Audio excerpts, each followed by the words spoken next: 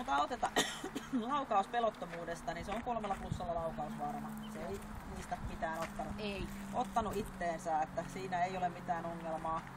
Sitten tämä luoksepäästävyys, ei siinäkään ongelmaa. Se on hyvän tahtoinen luoksepäästävä avoin. Ei mitään ongelmaa, sitä päästiin koskemaan siinä ensitapaamisellakin ja sitten näissä kaikissa hyökkäysten jälkeisissä tilanteissa, että ei siinä ole vikaa siinä mielessä. Sitten tämä kovuuspuoli, kun meidänhän pitäisi aiheuttaa psyykkistä epämiellyttävyyttä koiralle täällä testin aikana, niin tämä ei tajunnut mitä täällä tapahtuu. Että me ei tosiaan saatu sen henkisesti sille mitään epämukavaa aikaiseksi, eli meidän oli pakko laittaa se tänne kohtaan +2 kova. Se ei välttämättä siviilissä sitä ole, mutta täällä se ei todellakaan noteerannut noita erikoiskokeita ja missään tilanteessa se ei osoittanut pelkäävänsä mitään. Mutta kun tässä on sitten sitä yhtä asiaa vähän enemmän kuin muissa koirissa. No, otetaan tämä temperamentti sitten, eli se, että kuinka oikea-aikaisesti oikealla voimakkuudella koira suhtautuu annettuihin ärsykkeisiin, niin siinä sillä ampuu ylitte. Eli siinä on se, että siinä tulee sellaista tasapainottomuutta, mikä niin kuin on sitä, että se on hirvittävän nopea liikkeissään, tulee nykäisy kelkan narusta, se ampuu siihen kiinni, ei se ajattele mikä se on, mä vaan ammun tähän kiinni. Ja sitten tosiaan se, että se on välillä se toimii ihan järkevästi, kun oli seinällä uhka, siinä se oli ihan järkevästi toimi. Sitten välillä iso pyörä heittää ylitte, niin se menee niin kuin hurlun nurin niskoin se homma. Aivan järkevää. Joo, ja seinällä kanssa oli niin järkevää kuitenkin, että se pystyi siinä keskittymään ja vastasi siihen hyökkäykseen, puolustushalussa se vastasi hyökkäykseen. Noissa temppuradalla tuossa ei siellä ollut mitään ongelmaa, mutta sitten kun se menee välillä yli, niin se menee niin totaalisesti yli, niin arvosana tällä kohdassa -1 C-impulsiivinen. Eli se, että se ei kaikissa tilanteissa pysty hillitsemään itteensä.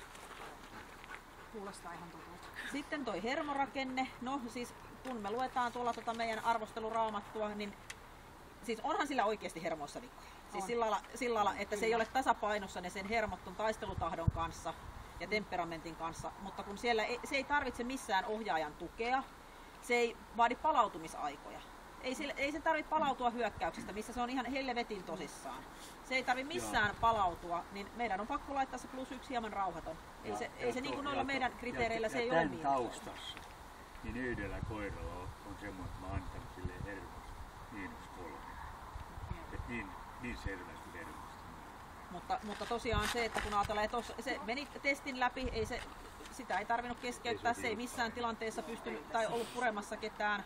Eli se pystyy nollaamaan tilanteet kaikesta huolimatta, vaikka se on kuinka helvetin kierroksilla, niin se pystyy sen tilanteen kuitenkin pitämään hanskassa.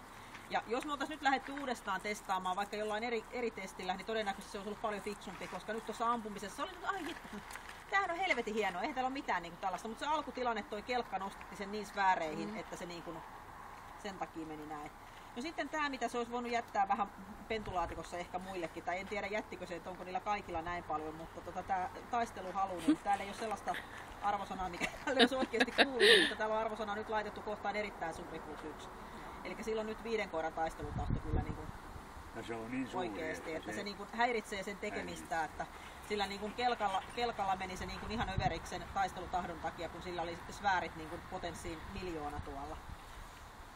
Sitten tuo puolustushalu, niin arvosana +2 suuri, hillitty. Siis se oli näyttävä ja oli topakasti siinä edessä, mutta hyökännyt tuomari pystyi ottamaan koiran siitä ja ei ollut mitään jälkikäyntejä siinä. Se taas oikeasti näyttää sen, että on sillä hermot.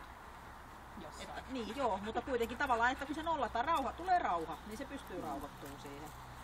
Sitten tuo terävyys, niin siinä sai nautiskella, siis se oli oikeasti aika makea, mutta kyllä mulla mielessä kävi, että mulla on, tänä kesänä on 2 vaijeria katkennut testissä ja onneksi ei tällä katkennut. Muuten mulla olisi viety piipaa autolla tonne noin niinku ommeltavaksi sairaalaan, se oli niin pyhää vihaa täynnä. Niin se olisi pikannut kuin singerit. Sillä oli niin vihreä valo silmissä tuolla koiralla, että mä niinku ensimmäisen sen kerran kun se valo siellä välähti, niin mä katsoin sitä vaijeria, että lähdenkö mä tästä niinku takavasemmalle vai pystynkö mä meneen uudestaan. Niin kuitenkin se vaijeri kesti ja koira ei niinku ollut, se ei enää hullummaksi siitä tullut. Joo. Mutta sillä palo se vihreä valo, mutta sitten kun se leikki pantiin poikki, niin se valo sieltä sammui. Eli tavallaan on sillä ne oikeasti ne hermot siellä, vaikka niin kuin se niin kuin tulistuu niin satalasissa siinä välillä. Eli se oli tosiaan suuri, mutta ilman jäljellä jäävää hyökkäyshalua. Toimintakyky. No, kelkkaa ei voitu arvostella sen takia, koska hän itse viihdytti itteensä sillä kelkalla ja veti sen kelkan itselleen siihen ja vielä purkikin sen, varoitti sen kelkan siitä varaosiksi. Niin katsottiin toimintakykyä tuolla pimeässä huoneessa. Sillä oli järki mukana, sulla on Hyttynen siinä.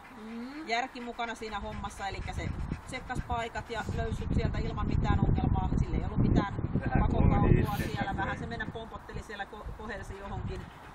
No hätää. Sitten katsottiin kuitenkin toi terävyyden erikoiskoet, puolustushalu, sitten toi kunniakuja tuolla, niin niiden perusteella jouduttiin laittaa sitten toimintakyky +2 hyvä. Eihän siinä mitään logiikkaa tässä paperissa ole eikä tässä koirassa, mutta kun meillä ei ole niitä raameja, missä me voitaisiin kirjoittaa se, mitä me ollaan oikeasti nähty tässä. Nyt kun me käytetään valmiiksi tehtyä asteikkoa, niin sitten meidän on sovitettava se koira johonkin niistä pykälistä. Ja tämähän on hirveän epäjohdonmukainen tämä koira. Mutta näihin. Onneksi mä en ole ainoa, joka on sitä. Meiltä on otettu hampaat pois, ei saada arvostella muuta kuin se ohjeiden. Mutta anyway, tästä tuli pluspisteitä 140, miinusta 15 ja se 15 tuli nyt tuosta impulsiivisesta temperamentista ja loppupisteet 125. Eilinen 125 pistettä oli ihan varmasti erilainen. niin se on kyllä melkoinen tyttökulta, voi hyvänen aika. Se on hyvin omalainen. Mutta hienosti sä sen kanssa pärjäät ja hyvin se noin niin tuossa hyvä suhde teillä on. Että teillä on ihan hyvä kyllä, suhde. mutta tosiaan, että onneksi se on sulla eikä se ole kenelläkään muulla toi koira. Että se voisi olla, että se olisi ollut jo montussa ajat sitten, koska se olisi todennäköisesti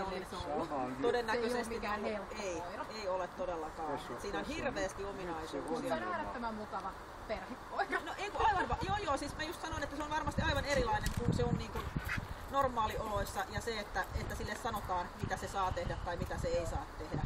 Mutta se, että kyllä. Tässä on se ongelma, mitä mä sanon nyt kaikissa näillä niin sanotuilla käyttölinjaisilla.